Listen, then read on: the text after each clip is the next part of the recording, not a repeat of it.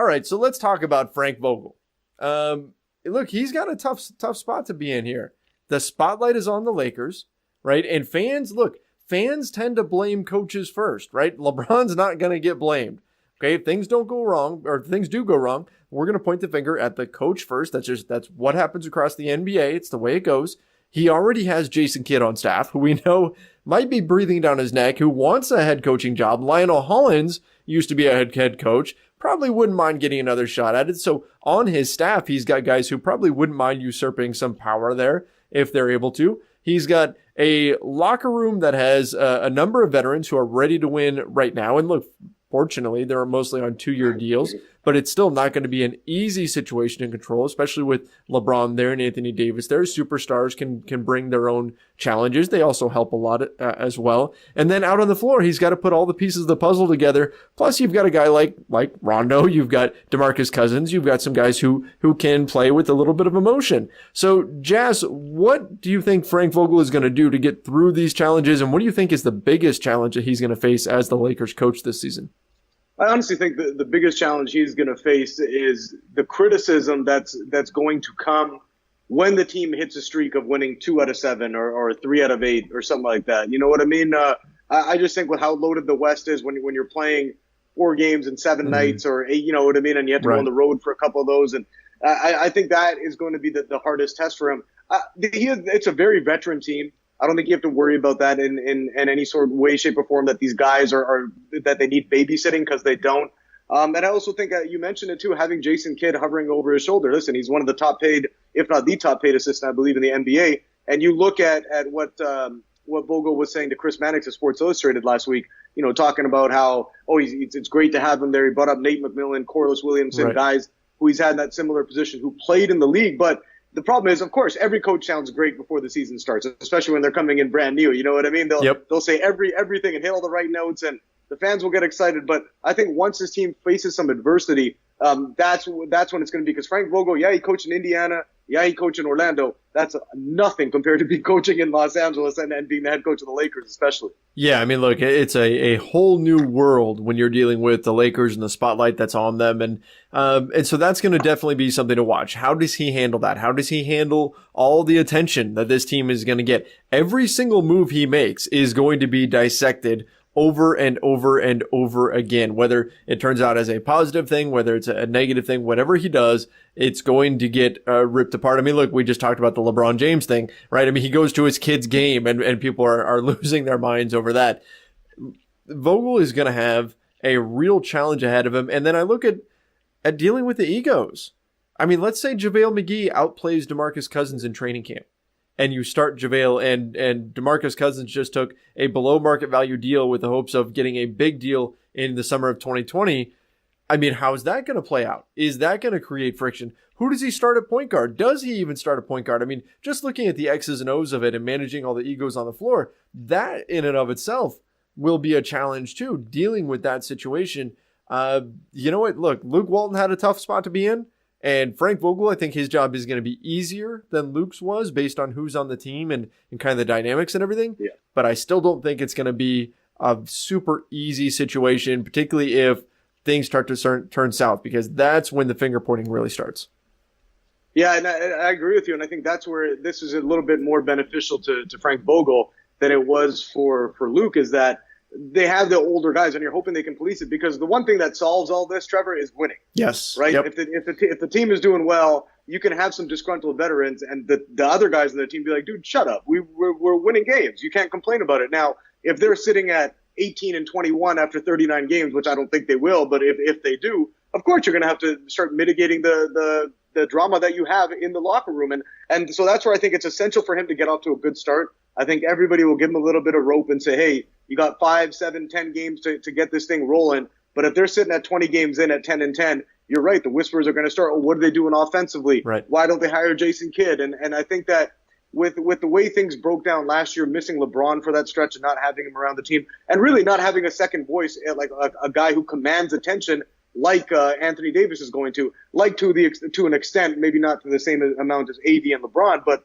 like Boogie Cousins is going to be able to do, because he's been there before. He's an all-star when fully healthy. He's shown that. So I think he's going to have to rely on those guys to kind of set the culture for the team.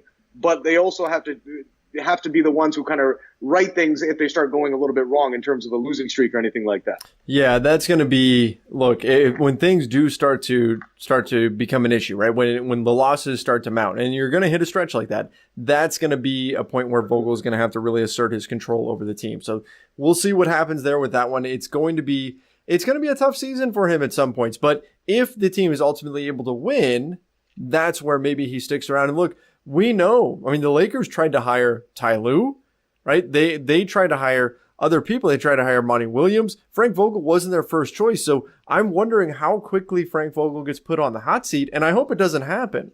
I hope that everything works out great for him and he's able to hang on to this spot. But those questions are going to start coming up if things aren't going perfectly. And his contract shows that. I mean, they gave him a 3-year deal, right? Which is not very standard. You usually see 4 or 5 years for coaches taking over a new team. And the fact they only gave him 3 years, it's like, if he's struggling in 1 year, no, we're stuck for another year or, year and a half, 2 years left on his deal. That's nothing to the Lakers. We talked about how much money the organization makes. And so I think that the pressure is on him. And I didn't like the move that they wanted to have Kidd behind him. I think if you had that much faith in Kidd and that much trust in Jason Kidd, you should have just gave him the job anyways and gave him the keys to the Cadillac. But having him kind of breathing down and Jason Kidd has not been, he has a lot of drama around him everywhere he's been, whether it's been as a player for the most part and as a coach, he's had some issues too. So, how Vogel is going to be able to manage all of that and hopefully there's no snakiness going on behind him if there is a losing streak. But as I said before, the biggest thing is if this team is winning, nobody can ask those questions because that's all that matters at the end of the day. Yep. Yeah, absolutely. Winning cures all. And so hopefully that's what Frank Vogel will be able to provide. I do worry about the offensive end of the floor. I think defensively, the Lakers have got a solid amount of defensive minds in their coaching staff, but they don't really have that offensive mastermind, that guru that's going to come in and get the offense really humming. So I think if he's going to struggle, it'll be on that end of the floor. And unfortunately, that's the end of the floor where it's going to be very, very obvious if things aren't working out well. So it'll be something to keep an eye on, what type of offense Vogel instills. He has been saying, or installs, he's been saying that he's modernized his offense, that he's been, in his time away from coaching, he's been visiting other teams and he's changed his thought process. So hopefully this will all work out for the better, but you know what? We won't know for sure until they actually start playing games. Yeah, you got to, you know what? And this is one thing I didn't like about the sets Luke ran sometimes last year is, yeah, you might have your own style and your own idea in your head, but have an offense that fits your personnel, right? This team is not built to be running up the score and scoring 115 points a night. It's probably going to be in the 105 to 110 range, and that's how it's going to be successful. The Lakers are because they have to walk the ball up a little bit. They don't have those athletes that can get up and down. And in terms of young guys who are bouncy, they have a savvy veteran team. So try and slow the game down and utilize backdoor cuts, utilize some UCLA cuts, utilize some flex screens, whatever it is, but do something different that enables you guys to control the pace of the game. Yeah, I think that's a great point. Look, the Lakers offense for the last 2 seasons was based on basically, okay, we've got Lonzo Ball and we don't have a lot of shooters. Our shooting is terrible. So what we need to do is we need to get as many opportunities in transition as possible to, 1, maximize Lonzo's abilities, and 2, mitigate the lack of shooting and floor spacing that we've got by getting easy buckets on the run after we get a stop. And so that's why we saw the Lakers just playing at warp speed. They don't have those guys anymore. They don't have the type of guys that are going to fly up and down the floor. You've got guys who are going to walk the ball up. You've got shooting. So it's going to be really interesting to see where the Lakers pace ends up. I think we're going to go from one of the fastest paced teams in the league to one of the slowest paced teams in the league in just a season. So I think that's going to be really noticeable and maybe even a little bit jarring for Lakers fans. Yeah, but I think that plays into, as you mentioned, I think that may play into Vogel's style, right? Mm-hmm. We saw that Absolutely. Indy team. I mean, yeah, I didn't think they had a realistic shot at beating Miami when he was coaching the Pacers, and they took the Heat to 7 games a couple times. But the way they played and the style they played, it shows that he knows what he's doing on the defensive end, and his scheme should be pretty good on that end. But the offense, like you said, he's got to find something that is modern and a little bit more higher pace, but not too fast paced to the point that you're tiring your own guys out. So that's where he's going to have to find that balance. All right, and maybe, hopefully, it'll eliminate some injury issues if they're slowing down the pace, because the injury bug was merciless last season. Mm-hmm, for sure. All right, Jess, let's wrap things up with the mailbag. Let's dive in. I threw this out there on Twitter that we'd be taking some questions here. So here's what I've got. Here's a few questions. I'm just picking a few of them to get into. First one we don't even need to discuss, but Hamid Ghaffari said, can the Lakers have a party where we can see all the players before the season starts? Yes, they do actually. Every single year. It's called Media Day. And that is basically a giant party where everybody comes out.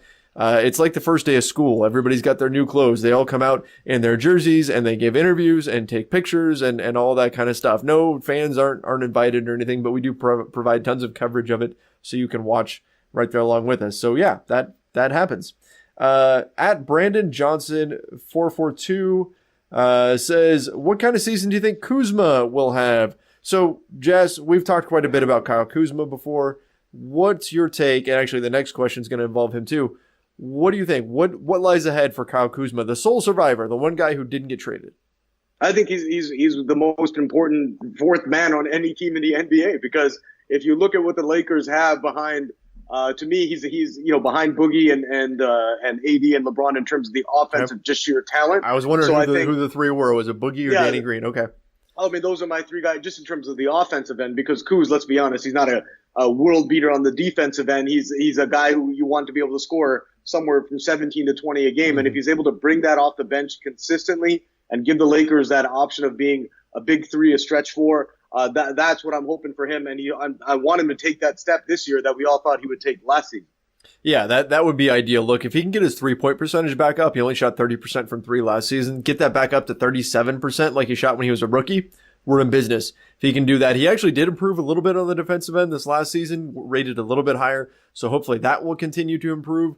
And look, if he can knock in his outside shots, we're going to be in real good shape, because he's already pretty good at putting the ball on the floor and driving to attack closeouts. I think he's a better passer than people give him credit for when he's in the paint. It's just little things here and there that, look, the path forward for Kuzma is there, right? It's clear. You see what he needs to do. The question is now, can he do it? Can he make those little improvements across the board that are going to allow him to hit another level? The next question at Kieran Cali said, if Kuzma joins Clutch Sports, are you concerned? We know he parted ways with his agent. Are you concerned about how many Lakers players will have the same agent if a fallout with Rich Paul happens? Things went south with Paul George and Julius Randle's agent, and that swayed them both away from the franchise. So what do you think? If Kuz lands with Clutch Sports, is that a bad thing, having too many players on one team with the same agent? No, because LeBron James is on this team for 2 years guaranteed, plus right. One more if he opts in. So until he's around, it doesn't matter who the hell is a part of Clutch Sports and who isn't, because Kuzma ain't going to have any issues with him, because Rich Paul is going to make sure everything goes swimmingly for his number one client in LeBron James, and he has AD with him too. So I'm not worried about the dynamics there. Now, if LeBron and AD leave for some reason, or LeBron has an unceremonious exit from the Lakers, then you might see some issues going down the line. But right now, I don't think that's an issue. What about you? Yeah, I agree. I don't think it's a problem. Look, if anything, it's probably a good thing, because you're going to want to re-sign Anthony Davis.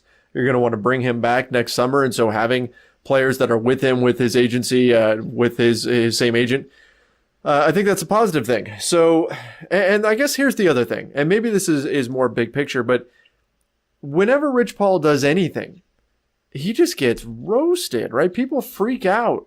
And I don't see Rich Paul doing that many things that are all that different than what any other agent does. But for some reason, we like to just pile on Rich Paul like he is just the devil. He's the worst. He is a symbol for all that's wrong in the relationship between an athlete and a professional organization, and that he somehow, I've seen people suggesting that somehow Rich Paul is the reason why Anthony Davis was requesting a trade from the Pelicans and all this. Like, he doesn't have a brain of his own, Anthony Davis. Come on. Look, I think Rich Paul is extremely successful. I think he's done an amazing job for a lot of his clients. And unfortunately, he's kind of found himself in the crosshairs in a lot of different ways, different spots along the way. But this is a guy who I think can do some really good things for both the Lakers organization and for his clients. So I wouldn't have a problem with that. I think that's just fine if Kuzma joins up with Clutch. Yeah, I agree with you on that. I mean, I think people are giving him a bad rap when he's just doing his job. And we talked about Whitlock and LeBron James off the top of this, pretty much of the podcast and the show that we're doing. So you look at everything's magnified with LeBron James, right? And if he was with another one of the power player agents out there, you wouldn't hear any of this stuff. It's just because he's so attached to LeBron, and then he bought over, AD. You were mentioning that a lot of people hate Rich Paul or hating on him. Well, Lakers fans don't, because he bought them a Right. perennial MVP candidate, Anthony Davis. So I think he's doing his job. An agent is their mandate is to put their client first and maximize whatever it is for their client. So if things do go south, I don't think it'll be in the next few years while LeBron and AD are still in the purple and gold. I think there's a little bit of uneasiness with it because of perhaps the sense that maybe he's got more power in an organization than he should. That maybe he's kind of, puppet mastering things behind the scenes, that, maybe the organization is losing control, and instead now it's the players and the player agents that are running things. But again, look, the relationship is a two-way street, right? I mean, if Jeannie Buss and the Lakers organization suddenly decide they don't want that anymore, they don't have to. They can go other ways. So I don't think it would be an issue. Let's get into just a couple more here. At G Silver Refined said, what are the chances of Bradley or Caruso starting when the team has such high expectations for Kuzma and AD only wants to play major minutes at the 4? So this is something we've talked about a little bit. Something has to give here. You can't, or at least it would be really difficult to both start Kyle Kuzma and start one of the centers. I'm talking about JaVale McGee or Boogie Cousins, which would allow AD to play at the 4. So how do you manage that situation? What would your approach be, Jess? I mean, I've been looking at that, and I've said this. I think the best lineup for this team is to put LeBron at the de facto point. He's just going to be called the 1, but you know what I mean. He doesn't have to guard them or anything. And I'd go Avery Bradley, Danny Green, Boogie, and AD. That would be. I mean, you could interchange those parts. So you're benching Kuz. AD's at the 4, and then I think they need to have. I'm benching Kuz. I'm bringing him off the bench because I think that if we're talking from the starter's standpoint, what he brings to the table as a guy who can score, like I said, 17, 18, 19 points a night. And I think the Lakers really need scoring off their bench. If you start him at maybe the 3 and bring in Danny Green, Danny Green's a guy who can't create a lot of his own shots. He's not instant offense or anything. He can stroke the open 3 and he does very well at that. But you got to look at it. If you're going with the second unit, maybe LeBron's on the bench and Kuz is on the bench. Not a lot of guys out there that can really penetrate and dish, is there? No, yeah, you need that microwave scorer coming off the bench, and I could see Kyle Kuzma in that kind of role. So I agree with you. I think that beyond just the offensive benefits of having Kuzma going up off the bench, is that you also get defensively. Look, somebody's got to be able to stick with point guards, and if you roll with a lineup of, say, LeBron as your point guard, which we've heard a little bit of. Look, we know he's going to be point guard on offense. Okay, but if you really ran LeBron at point guard, and then you run, say, Danny Green is your 2, and you're asking Danny Green to chase Russell Westbrook or whoever, which I think is not good for Danny Green. And then you've got at the 3 Kuzma, and then AD, and then Boogie Cousins. Maybe that's your closing lineup. Maybe you can finish with that lineup, and you can do it in short spurts. But I think coming out of the gate, you want to have a guy like an Alex Caruso, like an Avery Bradley, somebody who can be a 3 and D type of point guard. I think that's going to be the key for the Lakers, and that's the way I'd roll with it. And I don't think that means that Kuzma is taking a step back. I don't think that means that Kuzma is any less important or anything like that just because he's not in the starting 5. I think it's just a matter of finding a good fit. Oh yeah, you look at a team like the Clippers. I mean, Lou Williams is one of the most important players on that team, and he came off the bench. And you look at a team like the Warriors, Andre Iguodala came off the bench. I mean, I wouldn't compare him obviously to the 4 All-Stars when they had them, but having him there, he's one of the most important players on that roster. And so I think that's where we talk about Frank Vogel. He's got to get creative with his rotations, because you're going to have guys like KCP maybe playing well for a stretch for 3 or 4 games. Mm-hmm. You're going to have Alex Caruso that you feel like he matches up better than Rondo, and maybe Rondo matches up better with a certain team stylistically. So I think the Lakers, it's good to have options. I don't think they have a set top 10. I think they definitely have a set top 6 maybe, but then after that, it's going to be up to Vogel to kind of try and play things around and see what works. And if that means starting Kuz on certain nights or bringing him off the bench, that's got to be up to the coach. Yeah, and here's the other thing. This is where fans get tripped up. Let's be real here. Okay, it's July. We're heading into August. Right now, everybody across the league is looking at all of their players as though they are going to reach their ceiling. Okay, maybe there's a handful that people are still down on, right? But as though everybody is going to play at their ceiling, right? I mean, this time last year, we were talking about, well, hey, maybe Michael Beasley could work. That he can help out. He can Yep. be a scorer off the bench, and all right, like those were real conversations we were having. That's the effect of the offseason. The reality is, once training camp starts, some guys are going to play their way into minutes, and some guys are going to play their way out of minutes. Some guys are going to show that they just don't really fit. And that's going to happen too. So, look, things will, not only will Vogel have some decisions to make and he'll have some tweaking to do, but some things are just going to kind of naturally evolve one way or another. Yeah, you're gonna see a couple of guys pull a hamstring, pull a groin, and be out for a couple of weeks here or there. You're gonna see some guys struggle from the 3-point line. There's gonna be a lot of variables like you're saying that, and a lot of it will sort itself out. And you'll see that by the time you get to game probably 25 or 30, Vogel will have the guys that he wants to roll with and have that figured out based off their performance through the first quarter of the season. So, for me, and I said that earlier, I do think Kuz is a hugely important piece on this team just for the dynamic he brings off of the bench. I think that having him there in that role, and like you said, you can have him out there closing games, but bringing him off the bench, I just think freshens things up and gives him an option that can score, like you said, a microwave score coming off the bench. Yeah, agree. That's the way I'd be rolling if the season were starting, say, tomorrow. I wish the season was starting tomorrow, by the way. Yeah. I'm looking forward to it. I mean, the Western Conference is going to be awesome to watch as a hoops fan. And then I can't wait. We got the Lakers always, usually in the evening game. I can't wait for it either, man. I'm looking forward to it. Hey, let's finish up with this one. At Indigo Alex said, realistically, where does Quinn Cook fit into the lineup since Rondo and Caruso will split minutes at the point guard spot? I like Cook quite a bit and think his shooting is going to be a real asset, but I don't exactly know how they'll utilize him given the point guard depth. So I've got one issue with that statement. I'm wondering if you're thinking the same thing. Why are we assuming that Rondo is splitting minutes at point guard? How about Rondo not play at all, or maybe just a few minutes here and there? I'm with you. I don't. Again, you saw his performance and how up and down it was last season. I mean, he had some great moments, and I always refer back to that winner against Boston. Against the Celtics there. Probably my favorite moment of last season. Yeah, I mean, then that shows how bad the season was. That we're saying that Rondo was the highlight of it. Okay, not that it's Rondo, but it was a game winner at the buzzer against the Celtics. Against the Celtics, in Boston, like that's big. But you would have rather had them, had another big win with victory number 54 and in the playoffs, right? That's what I'm saying. Yeah, absolutely. Sure.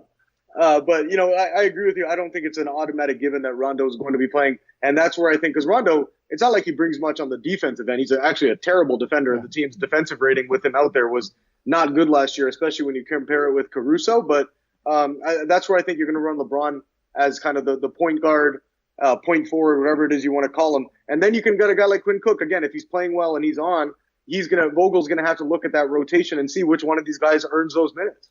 Yeah, exactly. That's where you're going to have the training camp battle, trying to figure that out. And look, here's the thing. I mean, Quinn Cook is not a good defender. Okay, Rajon Rondo is a really, really bad defender. And I think Quinn Cook, at least physically, can be a good defender, whereas Rondo age is taking its toll. He's still a smart player. He can throw some good passes and things like that. But I don't think it's a given that he gets a ton of minutes, especially if Vogel has really been digging into the advanced stats, because they don't suggest that your team is better when Rondo is on the floor, whereas Cook, he provides a real legitimate elite skill with his outside shooting. They're both bad defenders, but at least with Cook, he's spacing the floor and he can do some good things there. So personally, I'd rather, if you're going to split the point guard minutes between Alex Caruso and someone else, I'd probably rather that person be like Quinn Cook. And again, that's kind of looking at it, assuming Avery Bradley's going to be a 2, and he can realistically take some minutes at the 1 as well. So there's a number of guys that can play point guard, especially because the Lakers don't need a true point guard when they've got LeBron on the floor. And Boogie can handle the ball, and Anthony Davis can handle the ball. You need more of like a Derek Fisher style point guard, like a 3-and-D point guard who can just hit outside shots, who can defend tough guys. They don't have to initiate the offense. So really, you could be looking at, if you stretch, KCP, Caruso, Avery Bradley, Quinn Cook, Rajon Rondo. Any of those guys could potentially fill that role. So, yeah, I don't think it's a given at all that it's going to automatically be Rondo just because he's got the experience.